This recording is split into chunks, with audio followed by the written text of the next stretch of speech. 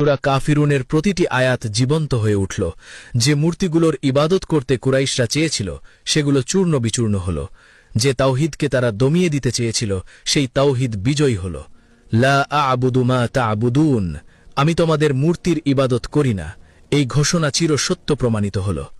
আর সেই কুরাইশ নেতারা যারা আপোষ প্রস্তাব নিয়ে এসেছিলেন তাদের কি হল?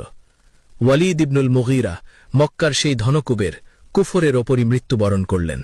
মক্কা বিজয় দেখার আগেই তিনি দুনিয়া ছেড়ে চলে গেলেন। তার সমস্ত ধন সম্পদ, ক্ষমতা, প্রভাব কিছুই কাজে আসল না। আস ইবনুল ওয়ায়েল, সেই চতুর কূটনীতিবিদ, তিনিও কুফরের ওপরই মারা গেলেন। ইসলামের আলো তার হৃদয়ে প্রবেশ করতে পারল না, কারণ তিনি নিজেই সেই দরজা বন্ধ করে রেখেছিলেন। আসওয়াদ ইবনুল মুত্তালিব, কুফরের ওপরই মৃত্যু হল তার। উমাইয়া ইবনু খালাফ, বদরের যুদ্ধে নিহত হলেন কুফরের অবস্থায়। আবু জাহাল, বদরের ময়দানে তার অহংকারের পরিসমাপ্তি ঘটল।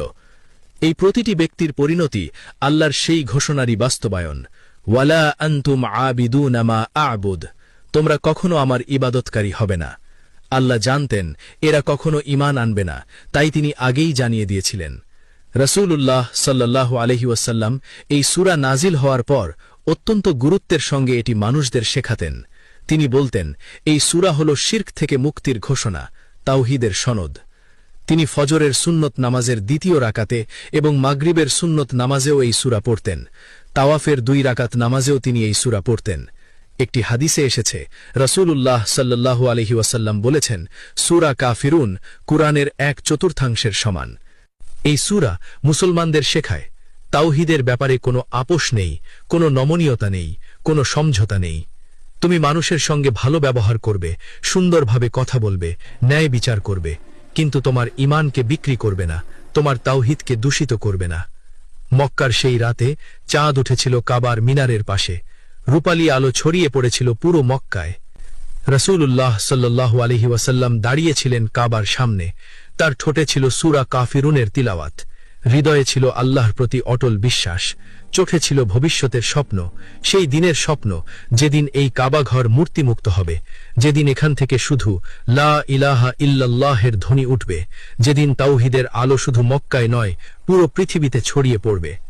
আর সেই স্বপ্ন সত্যি হয়েছিল, আল্লাহর ওয়াদা সত্য হয়েছিল, সূরা কাফিরুনের বার্তা বিজয়ী হয়েছিল, তাওহীদ বিজয়ী হয়েছিল।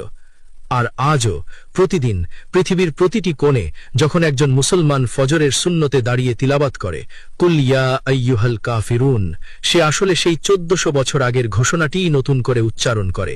সে বলে, আমি আপোষ করব না, আমি আমার রবকে ছাড়ব না।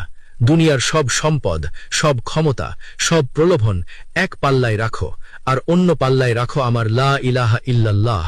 আমি দ্বিতীয় পাল্লাই বেছে নেব, বারবার বেছে নেব, চিরকাল বেছে নেব। এটাই সূরা কাফিরুনের গল্প, এটাই তাওহীদের গল্প, এটাই ঈমানের গল্প, যে গল্পের শেষ নেই, যে গল্প চলবে কিয়ামত পর্যন্ত।